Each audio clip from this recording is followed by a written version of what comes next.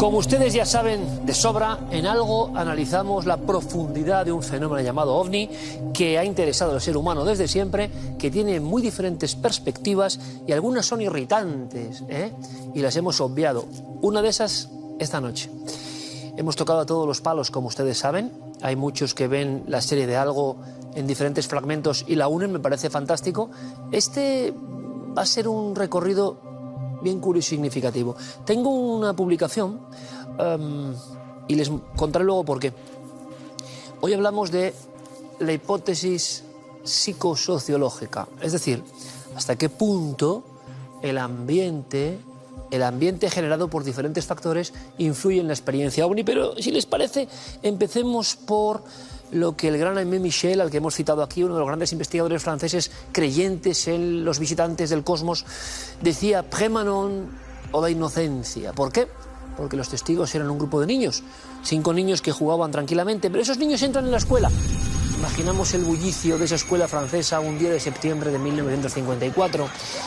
Los libros que nos contaron esta historia nos decían que en aldeas muy remotas y sin contacto alguno con el fenómeno OVNI, se estaban viendo cosas increíbles, pero como una auténtica epidemia. Ese término, ¿no?, que ahora tenemos por desgracia tan presente. Una epidemia de observaciones OVNIs, una gran oleada. Es el otoño del 54. Hay muchos sucesos extraños.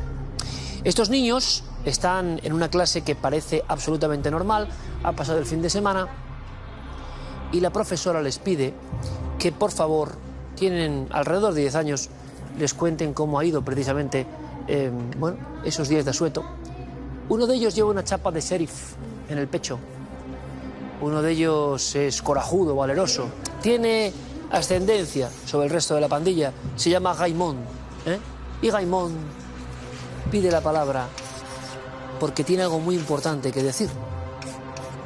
La profesora se inquieta porque Raymond no suele ser un buen estudiante. Es extraño que tenga esas ganas. Señorita, ayer mis amigos y yo vimos un fantasma. Acto seguido, según nos cuenta la crónica de esos viejos libros de ufología, Raymond deja impresionada sobre todo la parte de la clase que no lo vivió y dibuja algo que parecía un gran terrón de azúcar cortado como en 2 patas, en 2 piernas robustas y extrañas. Es decir, un ser cubo, algo sin facciones, pero que al parecer les provocó un intenso miedo. La profesora, aquel día de septiembre del 54, no sabía ni dónde meterse. Pero Raymond, esto es una fantasía. Empieza la discusión, no es ninguna fantasía. Y más cuando otros niños corroboran que también observaron al extraño intruso después de que una luz, también muy rara, bajase en una zona de corrales y casetas a las afueras del pueblo de Prémanon. Un sitio donde nunca había pasado nada, se convirtió en célebre por esta aventura extraña de unos críos. Si hemos contado antes cómo unos niños investigan y no les creen, y hay una verdad, ¿aquí qué ocurrirá? Esos niños se encontraban jugando a indios y vaqueros, disparándose flechas de goma con sus penachos y sus plumas, y de repente es Raymond el que queda enganchado hacia un esquinazo de la vivienda. No solo Raymond, otros 2 ojos no son de sus compañeros, sino de un perro fiel que les acompaña. Y el perro lleva un tiempo ladrando a ese esquinazo. Es Raymond quien avisa al resto y quien, decidido, quizá la chapa de sheriff le da un tanto de energía o valor, se va acercando, gira y entonces se encuentra con el fantasma.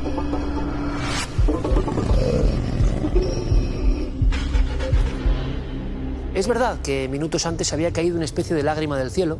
Los niños no sabían lo que era un cometa ni un meteoro y pensaron que efectivamente era una estrella que había caído hacia tierra, justo detrás de la caseta. Pero esto era algo muy diferente. Esto era una figura corpulenta.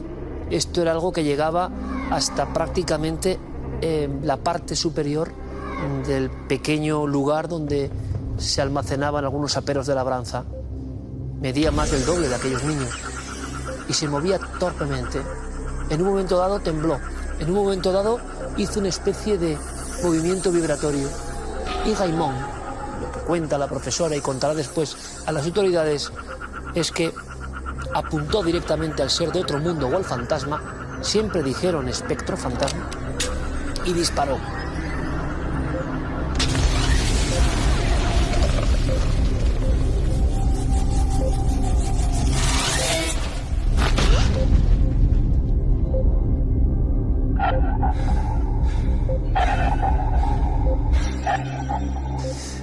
Parece ser, no tenemos otras noticias, que es la primera vez que un ser humano dispara con munición de juguete a un intruso de otro mundo.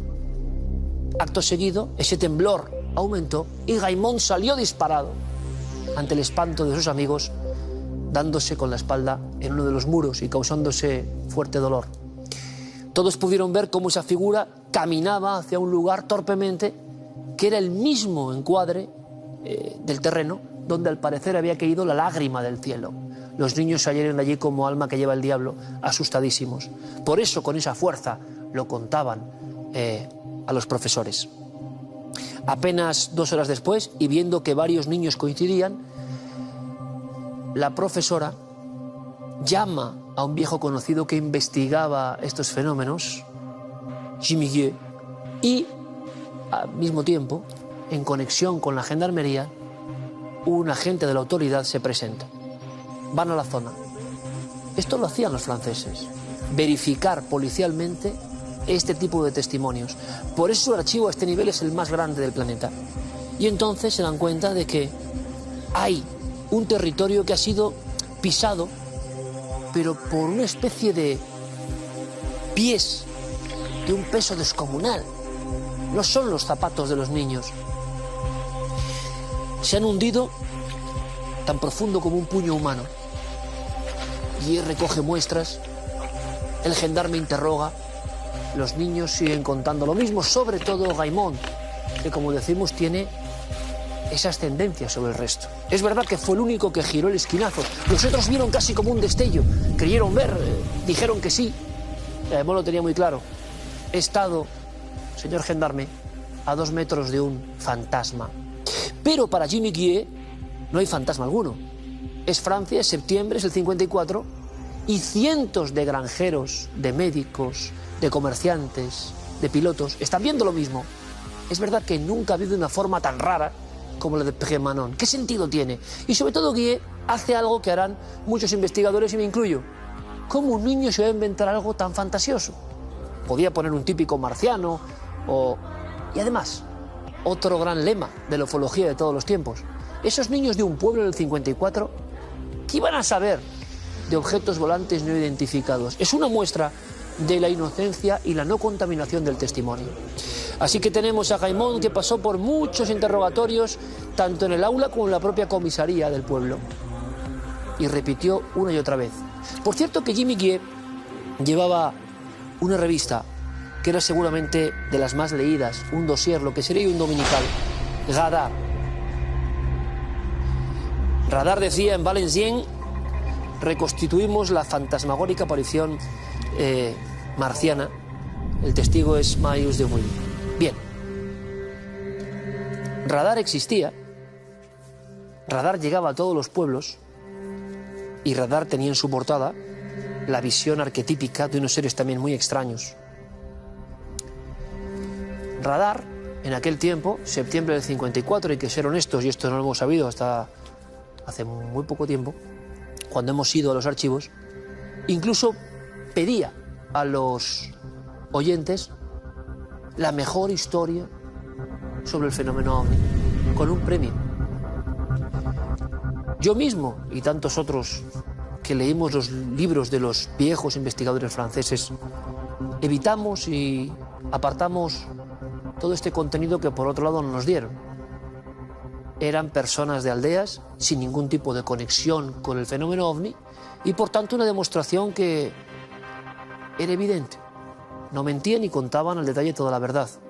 Cuando uno luego indaga, se da cuenta de que en aquel septiembre del 54, también en el pequeño kiosco de Pgemanon, existía esta revista. No quiere decir por eso que esto fuese una invención, pero ahí vemos a Gaimon, que sintiéndose protagonista de una aventura increíble, con todos los focos también de la prensa, mira y sonríe ante la revista Gadar, que evidentemente, junto con ciertos programas radiofónicos, eran un caldo de cultivo para generar o por lo menos aumentar la sensación de que estaban siendo visitados. Y esto que estoy contando es una herejía y para muchos... Iker, ¿qué pasa? ¿Que no crees en los ovnis? Yo, por supuesto, yo creo en el fenómeno, no sé qué es, evidentemente por eso hago algo, pero revisando muchos de los casos de la mítica oleada francesa intocable, y que todos creímos, lógicamente, que los casos eran tal y como los contaron, pues no.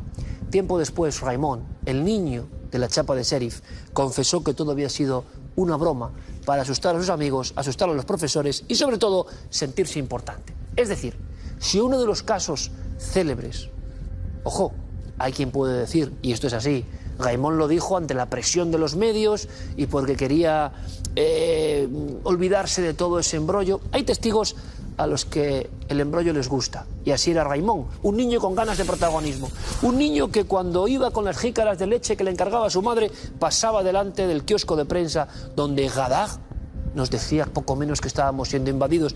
Les quiero decir con todo esto que, aunque sea doloroso, algunos grandes casos que nos contaron como inmaculados, no, tenían otra historia. Y la historia es la hipótesis psicosociológica, es decir, la mente humana. Aquellos otros niños que estaban con Raymond y no vieron exactamente el humanoide, posiblemente vieron un meteoro y posiblemente vieron un bólido. Raymond quizá inventó la historia en ese momento, pero ¿cómo les afectó cerebralmente? Tanto que ellos por separado contaban exactamente lo que su amigo había transmitido. Claro que Premanon es interesante, que no hubo ser de otro mundo, posiblemente no lo hubo, pero lo que hubo es una demostración de cómo el contagio de mente a mente es mucho más importante de lo que hemos creído. Solo investigadores más escépticos en los años 80 empezaron a reinvestigar, nunca mejor dicho, y perdonen la redundancia, algunos de los sucesos que se daban como absolutamente intocables, tótems que todos creímos que fueron así. Y no es verdad. Lo que ocurre alrededor, en nuestro pueblo, en nuestra aldea, en un mundo donde nunca hubo tribus no contactadas, en Europa no había personas que no supieran de los ovnis. ¿Esto invalida todos los casos importantes? Por supuesto que no, pero algunos deben caer. Y este es el caso de Premanon.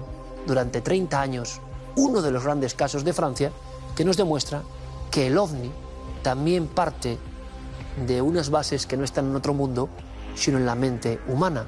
Y hay que reconocerlo así para precisamente saber catalogar los casos que desafían, en este caso, a la poderosísima fantasía de un niño con chapa de sheriff.